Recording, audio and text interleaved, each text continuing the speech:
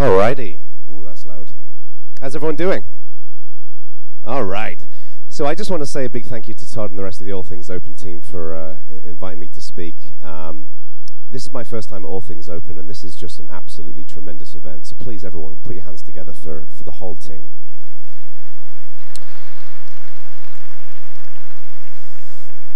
So my presentation actually really neatly fits on from Isabel's excellent talk just now. This is very simple. I'm really here to talk about an opportunity that every one of you in this room, I think, can play a role in for building a brighter future. But to talk about this opportunity, we need to go back in time a little bit. When I was 18 years old, I unfortunately looked like this. Believe it or not, hair did exist on my head at one point in my life. And back in those days, when I was 18, my brother introduced me to Linux and open source. And the tool of choice that I used was one of these. Not this specific thing. This is running DOS. This is a picture from the internet. But many of us started out like this. And this was a computer connected to an internet connection that had Linux and open source running on it. And I remember vividly the sense of opportunity and excitement that this opened up to me. As an 18-year-old living in central England, I was suddenly connected into this world of opportunity and electronic collaboration. And this was profoundly exciting. What's interesting is in the last 5 to 10 years, we've seen a tremendous growth in technology. The graph on the left-hand side here is the exponential growth curve of computing. And if we follow this forward, in 2025, a $1,000 computer will be as powerful as a human brain. If we follow that up to 2050, that $1,000 computer will be as powerful as every human brain on the planet. And this opens up tremendous opportunities for artificial intelligence, for big data, for containerization, virtualization, and everything else. But horsepower isn't the only thing that we need to care about. Connectivity is important. And the graph on the right-hand side shows internet adoption across the world as well. And it's not just people in the United States and other Western countries getting faster and faster internet. It's people in parts of the world that have never had access to the internet getting connected as well. But people are not getting connected on those big, bulky computers or on laptops. They're invariably getting connected with their smartphones. And this shows the hockey stick that's happening in terms of smartphone adoption. Again, people in parts of the world getting connected that never got connected beforehand. And what excites me is that sense of excitement and opportunity when I was 18 years old that existed with this is happening in a more modern era and opening up opportunity for people around the world. And if we look at the tools and technologies that are available today, I think you primarily see 6 things. The first thing is cheap computing. Arduino, Raspberry Pis, many of us are familiar with these. We tend to use them. We can create simple or more complicated devices. We're seeing 3D printing, people building cases and tooling and fixtures for encompassing that computing. We're seeing things like drones. This is the 3D robotic solo drone, completely Linux-powered, open SDK, just a tremendous piece of technology. But we're also seeing, of course, open source, this massive library of tools and other facilities for writing programming languages or building web apps or whatever it might be that can be used on that technology. So if you take a Raspberry Pi and you put it in a 3D printed case and you run Linux on it and you run open source on it, you're not just limited by the horsepower in that box as well. Of course, you've got the cloud out there, which is wonderful for further processing or for data and various other things. But the thing that was always missing was technology people have always built things together. But there's that chasm between building something and connecting it to consumers who want to get access to it. And typically there was distribution channels that stood in the way, and of course crowdfunding is breaking all of that down for us. What excites me about this is that hundreds of millions of people around the world are getting connected to the global conversation. New minds that never had access to technology before are now getting access to technology and bringing entrepreneurialism, insight, and ideas and creativity to the fold. And for me, that's just remarkably exciting. So what's interesting is if this works. What's interesting is if you take this data, it opens up interesting avenues of thought. Because as human beings, we're pretty linear creatures. And we can thank hundreds of thousands of years of evolution for this, that we tend to think very linearly in terms of our immediate surroundings. And that's because a million years ago, we weren't necessarily worried about building computers. We were worried that that tiger in that bush over there is going to eat us. So we don't tend to think many chess moves ahead. But if we know that technology's got this exponential growth curve, we can see the growth in internet access, we can see the kind of devices that people are using, we can see the kind of technology that's available. We can say, instead of planning for technology today and the problems that we have today, let's think about where we're going to be in 5 years and what technology is available there and plan for that. And what this does is it means that we can have truly bold and audacious goals. The reason why open source has been so magical in my mind is that we can take on anything. Absolutely anything. I mean, watching the Microsoft presentation was just absolutely wonderful to me. To see Microsoft as a company that was traditionally, in the early days, a competitor, embracing this. And as was made quite clear, this is not about a sneaker move. This is about being part of a community, being part of an ecosystem. So we can really take anything on. This is where the opportunity lies, is that when you look at all of these things, where the action is happening is with openness. And I'm not just talking about openness of source code, I'm talking about open hardware, open collaboration, and the notion that anybody with ideas, creativity, and insight can play a role in making incredible things happen. This is the challenge, in my mind, is that how do we effectively equip people to collaborate using these tools? You know, back when I had that computer, it was a much narrower way in which we collaborate together. The world is a lot more complicated now, and this is not just about getting a couple of people in a room collaborating. This is about distributed collaboration. How can everybody play a role in working together as effectively as possible?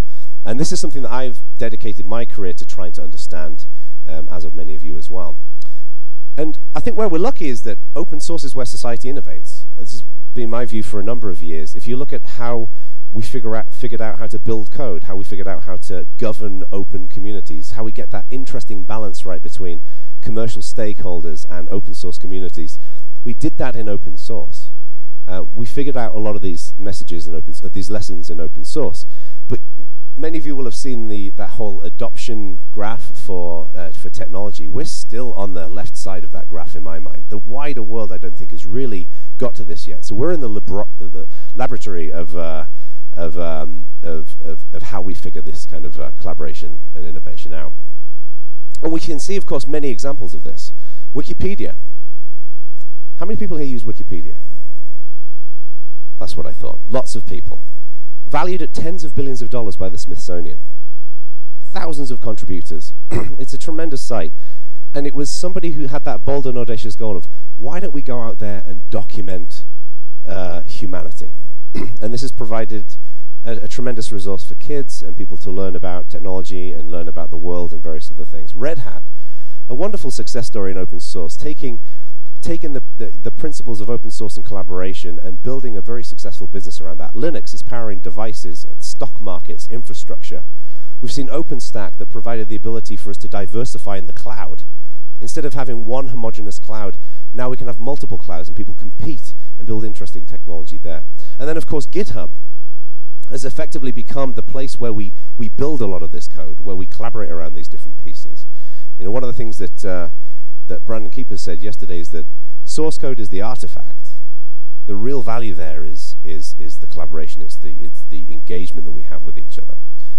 But this is, in my mind, the first generation, because as we think about how we equip that next generation of collaborators, it's not just about software anymore. It used to be about software, then it became software and services, and now we're seeing hardware playing a role here as well. So I mentioned this, the 3D robotics solo drone, open hardware in parts, open source, a variety of different services that fit into that. How do we work together in a distributed manner to build something like the Solo? The other device down here that kind of looks like that robot from Short Circuit is the Mycroft. This is a recently Kickstarter funded artificial intelligence box. It's kind of like an open source version of the Amazon Echo. Completely open hardware, completely open source, completely open services. And the fact that we can have successful crowdfunding projects such as that keeps me awake at night with excitement. I think this is just absolutely awesome. But we can do better. We can do much better. And this may seem a bit weird because, as I know many of you in the audience, and you've had to sit through me rambling on about community for the last 14 years. But I think we're scratching the surface of the potential. I think we are fundamentally inefficient human beings when it comes to how we collaborate around building these different things. And I think there's so many areas in which we can improve and refine how we do these different, how we work in these different projects. And I've been talking about for a while now that I believe a renaissance is happening in community leadership as well as collaboration. And the renaissance was this interesting time many years ago that really effectively connected the Middle Ages with the modern era. It was when we went from observation to documentation and building repeatable best practice. And this happened in the early days of open source. When I started out in 1998, I just kind of watched projects and how they did it and tried to apply those principles to the things that I was doing. And of course, not everything applies to all projects in the same kind of way. So we're seeing this interesting renaissance. And everybody in here has got a piece that they can play into that. And each piece, I think, is figuring out that collaborative workflow. How do we have ideas? A great idea can come from anywhere. It can come from anyone. How do we have conversations around those great ideas? How do we sit together and plan out how we actually implement those things? How do we actually build the technology? What tools, processes, and approaches do we take there? How do we assure quality? You know, how does QA and continuous integration and various other pieces fit in? How do we ship products that don't just feel like a collection of parts lumped together, but actually feels like a consistent product that delivers something that people really want? How do we build powerful, diverse, and engaged volunteer communities where everybody can play a role and make things better? And how do we lead and govern? And like I say, every one of you in this room has an answer to some of these questions. And we've figured out some of these things, but not all of them. So I believe that there's 5 primary challenges that we face moving forward as we figure out this collaboration. The first thing is in tooling. We have to have not just, I think, open tools, but tools that really map to the reality of how we build technology. I've been getting interested, Jim Whitehurst was talking yesterday about behavioral economics, which is fascinating to me, and I'm giving a lightning talk later on about it. But economists are irritating individuals because they have this unrealistic way of how people actually think. And I think when we start building tooling and process for how people really think and how people really operate, it means that we can be more effective in the reality of how we build products and services. The other element here is reputation. We have a problem in open source where somebody can join a project, they do really great work for a year, then they don't really do anything.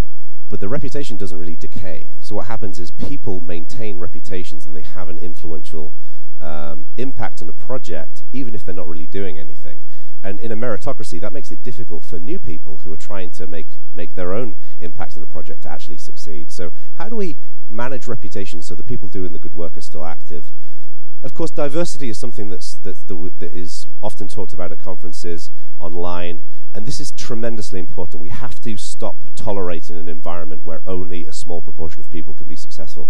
To me, this is not about just providing an environment in which people can engage. This is about optimizing people for success, and it shouldn't matter what gender you are, what race you are, but also what thought processes and approaches and perspectives you bring to the mix as well.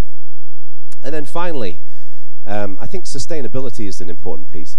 There are, sadly, thousands of open source projects out there that are unmaintained, and some people will refer to them as being dead. I am what I'd like to consider a rational optimist, and in the same way that I believe that anyone who goes on online dating sites, there is somebody out there for all of you. I believe every open source project has somebody who cares for it. And I think we can come up with interesting ideas for how we can connect the right people to maintain those projects. Because if we just accept that they're dead, then effectively we just lose all of that incredible work. So, in closing, a couple of final thoughts here. I'm devoting my life to figuring this stuff out. And I think if we can figure out how we build effective collaboration, it means that we all become more efficient. And this is one of the reasons why I'm really excited to be joining GitHub next month as Director of Community and trying to figure out some of these challenges in conjunction with all of you and having an open dialogue. But the final thought I'd like to share is, when I was 18 years old and I had that horrible beard, and I connected through that computer, the opportunity that I felt, and every one of you in this room will have had a similar experience of how you felt empowered by open source. If we can figure out these challenges, just think about what this means for the next generation, such as my 3-year-old little boy Jack, and it just excites me about the world that he's about to inherit, that we're going to all help create.